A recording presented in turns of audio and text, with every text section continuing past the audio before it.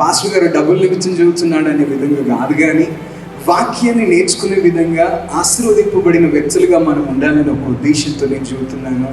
రెండు ఏంటి అని అంటే, కానుకలు దశమ భాగాలు అనేది హృదయపూర్వకంగా రావాలి. హల్లెలూయా.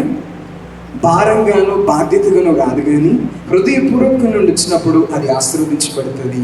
వాక్యంలో మనం గమనించినట్టయితే ఈ కానుకలు దశమ భాగము అనే మాటలు మనం చూసినప్పుడైతే ఆదికాండము 14:23 మనం చూసినట్టయితే అబ్రహామును మెల్కీసెదెకును మనం చూస్తాము.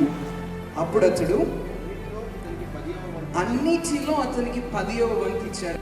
ఇది మోషే రాకముందు మాట. మోషే వచ్చిన తర్వాత ధర్మశాస్త్రం వచ్చింది.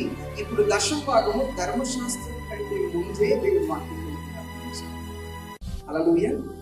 ధర్మశాస్త్రం అంటే దశమ భాగం ఎప్పుడు వచ్చింది అంటే ధర్మశాస్త్రం కంటే ముందు వచ్చింది, ధర్మశాస్త్రం తర్వాత కాదు. ధర్మశాస్త్రం ఎలా వచ్చింది అంటే మోషే ద్వారా వచ్చింది. ఇప్పుడు మోషే కంటే దేవుడు దశమ భాగాల గురించి మాట్లాడాడు.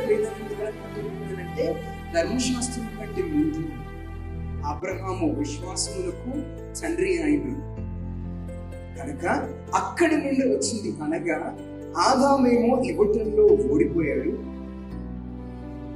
మొదటగా ఆయన హృదయాన్ని ఇవ్వలేదు, దేవుని మాటకు అవిధేయుడు.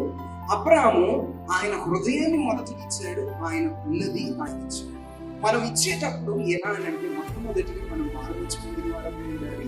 రెండు, మన సమయాన్ని దేవుడికి ఇవ్వాలి. మూడు, మనకున్న సమస్యలు దేవుడికి ఇవ్వాలి.